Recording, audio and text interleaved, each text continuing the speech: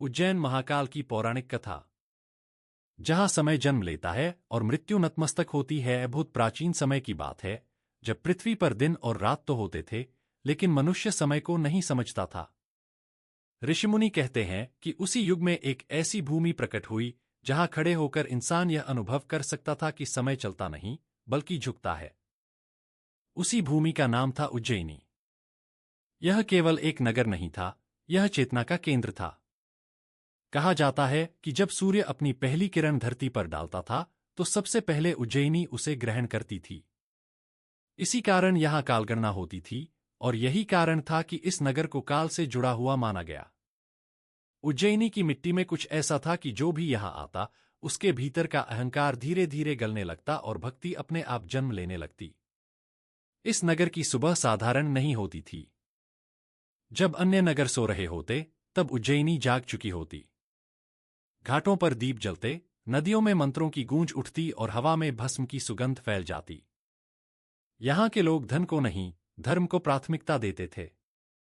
व्यापारी व्यापार से पहले शिव का नाम लेते, सैनिक युद्ध से पहले शिव का स्मरण करते और किसान खेत जोतते समय भी नमः शिवाय का जाप करते।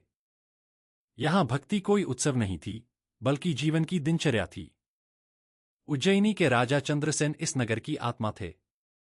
वे सिंहासन पर बैठते जरूर थे, लेकिन स्वयं को राजा नहीं, महादेव का प्रतिनिधि मानते थे। उनका मानना था कि यदि महादेव प्रसन्न है तो राज्य अपने आप सुरक्षित है। वे प्रतिदिन प्रातःकाल नंगे पांव मंदिर जाते, शिवलिंग का जलाभिषेक करते और तब जाकर राजकार्य आरंभ करते। उन्होंने अपने राज्य में यह नियम बना रखा था कि कोई भी निर्णय शिव के स्मरण के बिना नहीं लिया जाएगा। इसी कारण उज्जैनी में अन्याय कम और विश्वास अधिक था। लेकिन उज्जैनी की सबसे अद्भुत बात यह थी कि यहां भक्ति केवल राजमहल तक सीमित नहीं थी। एक साधारण बालक जो मिट्टी से खेलता था, वही बालक रोज नदी किनारे मिट्टी से शिवलिंग बनाकर इतनी तल्लीनता से पूजा करता था कि स्वयं देवता उसकी भक्ति से चकित हो जाते थे। उस बालक को न मंत्र आते थे, न विधि, बस शुद्ध मन था। यही शुद्ध भक्ति धीरे धीरे पूरे नगर की पहचान बन गई। परंतु धर्म जब अपने चरम पर पहुंचता है, तब अधर्म भी अपनी आंखें खोलता है। उज्जैनी की बढ़ती हुई शिव भक्ति केवल देवताओं के लिए आनंद का विषय नहीं थी, बल्कि अधर्म की शक्तियों के लिए यह चुनौती बन गई थी। अंधकार को प्रकाश कभी अच्छा नहीं लगता। उसी अंधकार ने कहीं दूर एक ऐसे बीज को जन्म दिया जो आगे चलकर उज्जैनी की शांति को ललकारने वाला था। उज्जैनी से बहुत दूर, घने जंगलों और सूने पर्वतों के बीच एक ऐसा क्षेत्र था जहां सूर्य की किरणें भी संकोच से उतरती थीं। वहां न कोई मंदिर था, न कोई मंत्र, केवल क्रोध, हिंसा और अधर्म की गंध फैली रहती थी। उसी अंधकारमय भूमि में जन्म हुआ दूषण नामक राक्षस का। बचपन से ही उसका स्वभाव सामान्य नहीं था। जहां अन्य बालक खेलते थे, वहां दूषण को दूसरों को डराने और पीड़ा पहुंचाने में आनंद मिलता था। जैसे जैसे वह बड़ा होता गया, उसका शरीर ही नहीं, उसका अहंकार भी विशाल होता चला गया। उसे देवताओं से घृणा थी, क्योंकि उसने देखा था कि मनुष्य भय से नहीं, बल्कि भक्ति से देवताओं के आगे झुकते हैं, और यह बात उसके अहं को चुभती थी। समय के साथ दूषण ने यह निश्चय कर लिया कि वह स्वयं को इतना शक्तिशाली बनाएगा कि देवता भी उसके नाम से कांपे। इसी उद्देश्य से उसने घोर तपस्या आरंभ की। वह तपस्या साधारण नहीं थी। वर्षों तक उसने अन्न जल का त्याग किया, तपती धूप और जलते पत्थरों के बीच बैठकर केवल एक ही ध्येय रखा, अजेय बनना। उसकी तपस्या इतनी कठोर थी कि अग्नि उसे जला न सकी, वर्षा उसे बुझा न सकी और शीत उसे कंपा न सका। अंततः उसकी तपस्या से तीनों लोकों में हलचल मच गई और स्वयं ब्रह्मा जी को प्रकट होना पड़ा। ब्रह्मा जी ने जब उससे वर मांगने को कहा, तब दूषण ने विनम्रता का मुखौटा ओढ़ लिया, लेकिन उसके भीतर का अहंकार वैसा ही था। उसने वरदान मांगा कि वह किसी भी अस्त्र शस्त्र से मारा न जा सके। ब्रह्मा जी ने वरदान तो दे दिया, लेकिन साथ ही चेतावनी भी दी कि अहंकार अंततः विनाश का कारण बनता है। पर दूषण ने उस चेतावनी को सुनकर भी अनसुना कर दिया। वरदान मिलते ही उसने स्वयं को अमर मान लिया। अब वह केवल शक्तिशाली नहीं था, वह स्वयं को ईश्वर से भी ऊपर समझने लगा। वरदान के बाद दूषण का स्वभाव और अधिक क्रूर हो गया। उसने देवताओं के यज्ञ नष्ट करने शुरू किए, ऋषियों को सताने लगा और जहां कहीं भी शिव भक्ति देखता वहां विध्वंस मचा देता। उसे यह सहन नहीं था कि कोई शक्ति ऐसी हो जो भय से नहीं, प्रेम से पूजी जाए। इसी दौरान उसे उज्जैनी के बारे में पता चला, एक ऐसा नगर जहां राजा से अधिक महादेव का सम्मान होता था, जहां बच्चे भी शिव का नाम लेते थे और जहां लोग संकट में अस्त्र नहीं, मंत्र उठाते थे। यह सुनकर दूषण का क्रोध भड़क उठा। उसके अहंकार को यह स्वीकार नहीं था कि कहीं ऐसा स्थान हो जहां उसका भय काम न करता हो। दूषण ने निश्चय कर लिया कि वह उज्जैनी को नष्ट करेगा, न केवल नगर को, बल्कि वहां की भक्ति को भी। उसके लिए यह केवल एक आक्रमण नहीं था, यह उसकी अहंकारी सत्ता की परीक्षा थी। उसने अपनी राक्षसी सेना को एकत्र किया, और जब वे उज्जैनी की ओर बढ़े, तो रास्ते में पेड़ सूखने लगे, नदियां सिमटने लगीं और आकाश में अजीब सा सन्नाटा छा गया। यह संकेत था कि अधर्म स्वयं धर्म को ललकारने चला है। दूषण को यह ज्ञात नहीं था कि जिस भक्ति को वह कुचलने जा रहा है, वही भक्ति आगे चलकर महाकाल को प्रकट करने वाली है। अहंकार अपनी आंखों पर पट्टी बांध लेता है, और दूषण भी यही भूल कर बैठा था। वह समझ रहा था कि शक्ति का अर्थ केवल बल है, लेकिन उसे यह ज्ञान नहीं था कि जहां सच्ची भक्ति होती है, वहां स्वयं काल भी झुक जाता है। यहीं से उज्जैनी की शांति पा रसंकट के बादल गहराने लगते हैं। जब दूषण अपनी विशाल राक्षसी सेना के साथ उज्जैनी की ओर बढ़ा, तो यह केवल एक नगर पर आक्रमण नहीं था, यह अधर्म की वह चुनौती थी जो सीधे भक्ति के हृदय पर प्रहार करने आ रही थी। जैसे जैसे राक्षसों के चरण आगे बढ़ते गए, प्रकृति स्वयं असंतुलित होने लगी। आकाश में बादल बिना वर्षा के गरजने लगे, नदियों का प्रवाह धीमा पड़ गया, और पक्षियों ने दिशा बदल ली। उज्जैनी के द्वार पर पहुंचते पहुंचते ऐसा प्रतीत होने लगा मानो समय ने अपनी गति रोक ली हो। नगर के प्रहरी भयभीत थे, पर उससे अधिक भयभीत नहीं, जितने चिंतित थे, क्योंकि उन्होंने कभी ऐसा संकट नहीं देखा था। राक्षसी सेना ने नगर में प्रवेश करते ही विध्वंस आरंभ कर दिया। मंदिरों को अपवित्र किया गया, साधुओं की कुटियाएं जलाई गईं और यज्ञों की वेदियां तोड़ दी गईं। चारों ओर हाहाकार मच गया। जिन गलियों में कभी मंत्रों की गूंज होती थी, वहां अब चीख पुकार सुनाई देने लगी। माताएं अपने बच्चों को सीने से लगाए कांप रही थीं, वृद्ध अपनी अंतिम सांसों में शिव का नाम जप रहे थे। भय ऐसा था कि पल भर के लिए ऐसा लगा मानो उज्जैनी की आत्मा ही कांप उठी हो। लेकिन इस भय के बीच एक बात थी जो नहीं टूटी, भक्ति। मंदिरों के द्वार भले ही टूटे हों, लेकिन लोगों के हृदय के द्वार खुले हुए थे। लोग भागे नहीं, बल्कि शिवलिंग के सामने एकत्र होने लगे। किसी के हाथ में जल था, किसी के हाथ में बेलपत्र, और किसी के पास केवल आंसू। राजा चंद्रसेन ने जब यह दृश्य देखा, तो उन्होंने अपना राजसी वस्त्र त्याग दिया।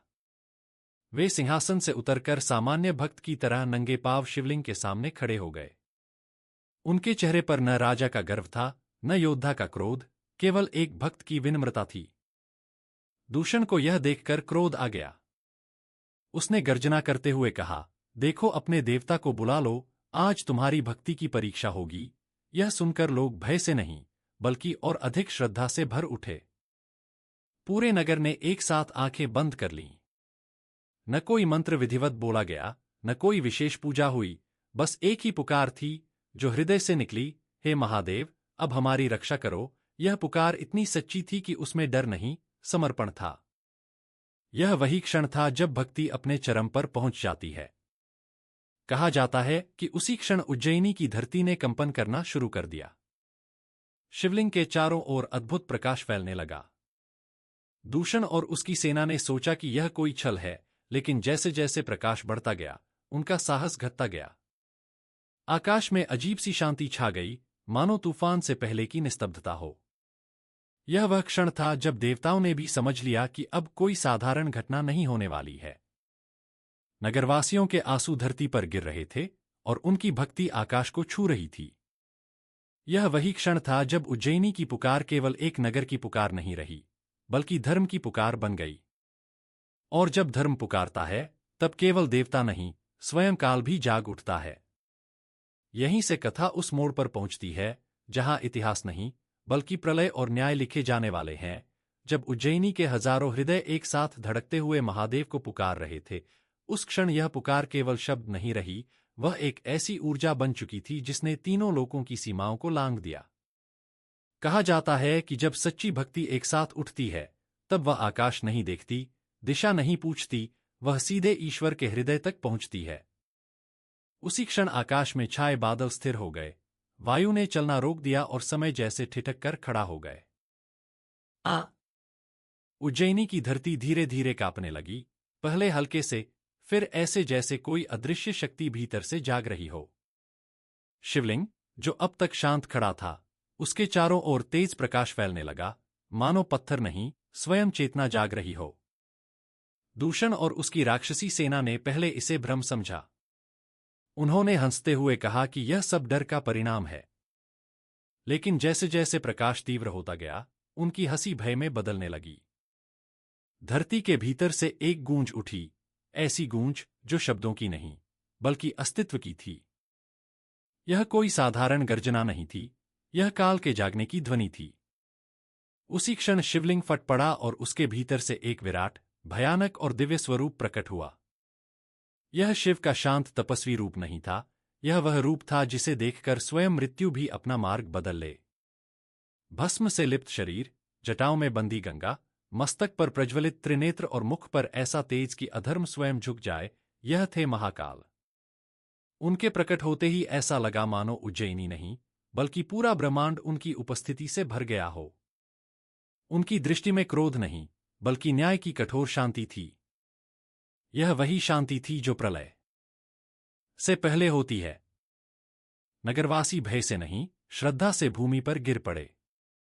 राजा चंद्रसेन की आंखों से आंसू बह निकले, क्योंकि आज उन्हें केवल अपने आराध्य नहीं, बल्कि अपने रक्षक का साक्षात दर्शन हो रहा था। दूषण, जिसने स्वयं को अजेय समझा था, पहली बार कांप उठा। उसके वरदान, उसकी सेना, उसका अहंकार, सब व्यर्थ प्रतीत होने लगे। उसने महाकाल की ओर देखकर अस्त्र उठाने का साहस किया, लेकिन उसके हाथ स्वयं ही कांपने लगे। महाकाल ने कोई लंबा युद्ध नहीं किया, क्योंकि अधर्म को अधिक समय देना भी अन्याय होता है। उन्होंने केवल दृष्टि उठाई। उस दृष्टि में ही काल का निर्णय था। एक ही गर्जना में दूषण की शक्ति, उसका अहंकार, उसका अस्तित्व, सब भस्म हो गया। यह युद्ध नहीं था, यह समय द्वारा दिया गया न्याय था।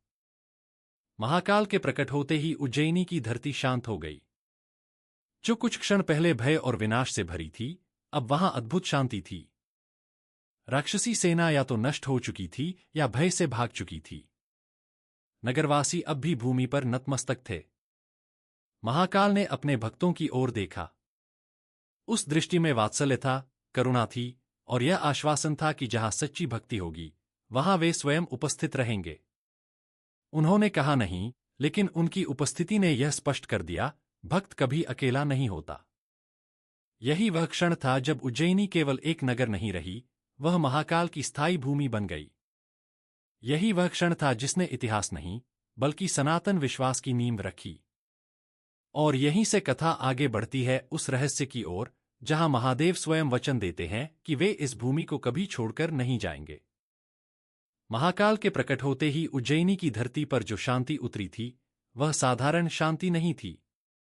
वह उस युद्ध के बाद की शांति थी, जब अधर्म पूरी तरह पराजित हो चुका होता है और धर्म अपने वास्तविक स्वरूप में प्रकट होता है। दूषण का अहंकार, जो स्वयं को अमर समझ बैठा था, महाकाल की एक ही दृष्टि में भस्म हो चुका था। उसका शरीर तो नष्ट हुआ ही, पर उससे भी पहले उसका अभिमान टूट गया था। राक्षसी सेना, जो स्वयं को अपराजय मानती थी, अब भय से भाग चुकी थी। उज्जैनी की गलियां, जो कुछ क्षण पहले आतंक से गूंज रही थीं, अब मंत्रों और अश्रुओं से पवित्र हो रही थीं। नगरवासी भूमि पर नतमस्तक थे। कोई बोलने का साहस नहीं कर रहा था, क्योंकि यह क्षण शब्दों से परे था।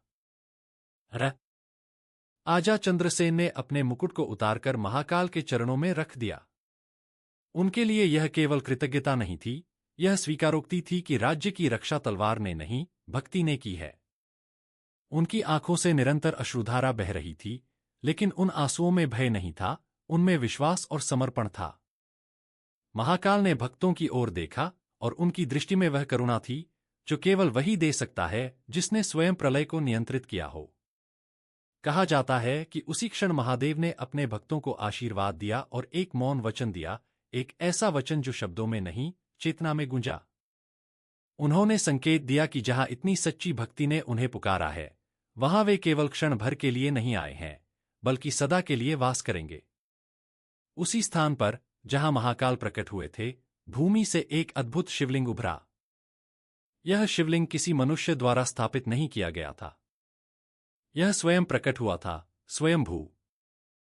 यही शिवलिंग आगे चलकर महाकालेश्वर ज्योतिर्लिंग के नाम से जाना गया। इस ज्योतिर्लिंग का स्वरूप अन्य सभी ज्योतिर्लिंगों से भिन्न था। यह दक्षिणमुखी था, ऐसा स्वरूप जो अत्यंत दुर्लभ और शक्तिशाली माना जाता है।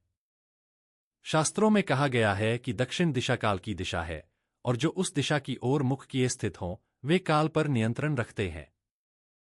महाकाल ने यह संकेत दिया कि वे यहां केवल देव के रूप में नहीं, बल्कि काल के स्वामी के रूप में विराजमान रहेंगे। जो उनके दर्शन करेगा, वह केवल आशीर्वाद नहीं पाएगा, बल्कि मृत्यु के भय से मुक्त होगा। महादेव के उस वचन के बाद उज्जैनी की पहचान सदा के लिए बदल गई। अब यह केवल एक नगर नहीं रहा, यह मोक्ष की ओर ले जाने वाला द्वार बन गया। साधु संत, ऋषिमुनि दूर दूर से आने लगे। वे यहां केवल पूजा करने नहीं आते थे, वे यहां जीवन और मृत्यु के सत्य को समझने आते थे। महाकालेश्वर के सामने खड़े होकर हर व्यक्ति को यह अनुभूति होती थी कि जीवन क्षणभंगुर है, और इसी क्षणभंगुरता में ही मुक्ति का मार्ग छिपा है।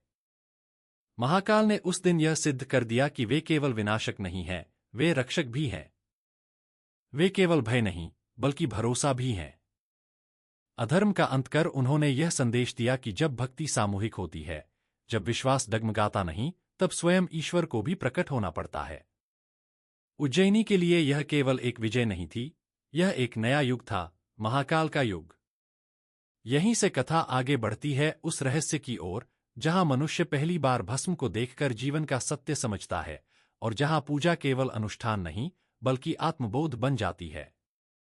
महाकालेश्वर ज्योतिर्लिंग की स्थापना के बाद उज्जैनी केवल एक तीर्थ नहीं बनी, वह जीवन के सबसे गहरे सत्य को समझाने वाली भूमि बन गई।